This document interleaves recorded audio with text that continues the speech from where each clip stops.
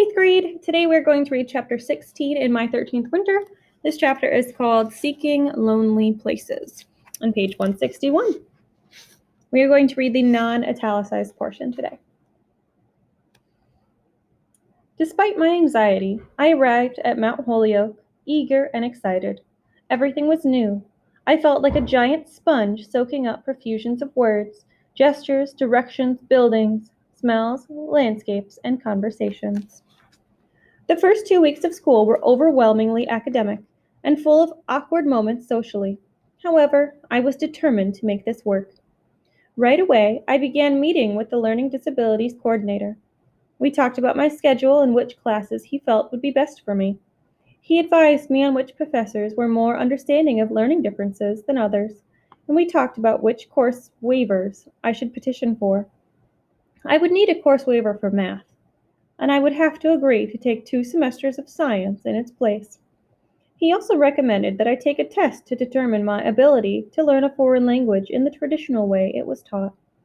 He explained that students who have a sequential learning disability like mine usually struggle with or even fail foreign language classes. My score on the test would determine if I could petition the academic board for a foreign language waiver as well. My first semester course load was light. We had decided that I should start slow, with 3 classes.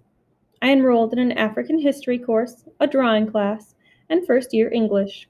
The foreign language aptitude test showed that I only had a 5% ability to learn a foreign language, one of the lowest scores the LD advisor had ever seen. I petitioned for and received a foreign language course waiver, allowing me to take 2 cultural immersion courses instead. The first semester was busy, but as college life settled into a routine for the most part, it was manageable.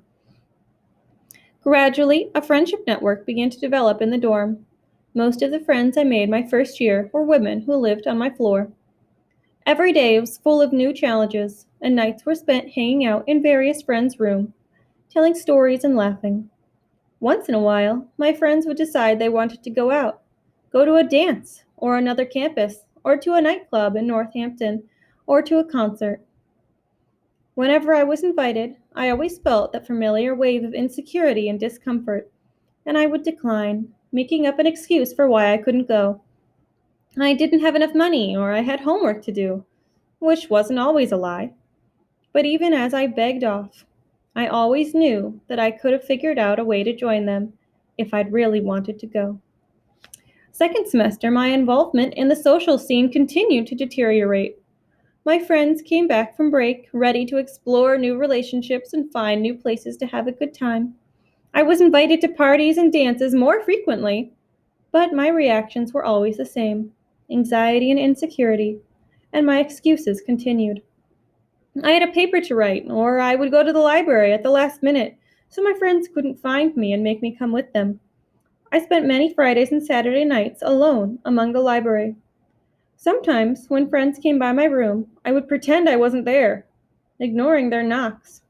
I even turned off my lights so it looked as if I wasn't home or was asleep. There I was, sitting in the dark, trying to figure out what I would tell my friends the next morning. I felt more and more ashamed of my aversions to doing things that everyone else saw fun. I grew more and more isolated. At breakfast, while my friends relived funny things that happened at a party the night before, I would sit silently, unable to follow the conversation, left out of their inside jokes. Some of my friends got frustrated with me and gave up inviting me altogether. I knew they complained about me behind my back, or wondered or worried about me.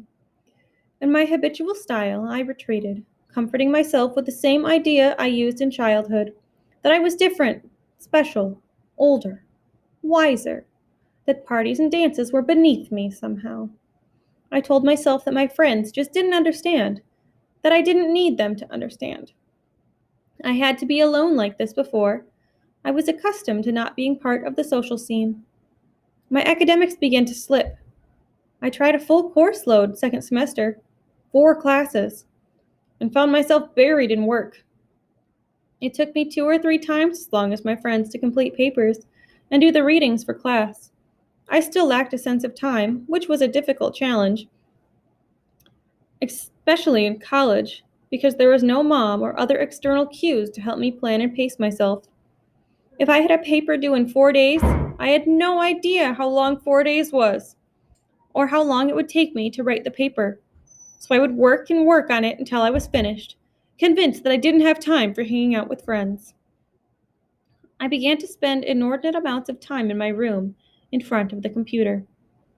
There wasn't any balance in my life. All I could think about was getting through the year.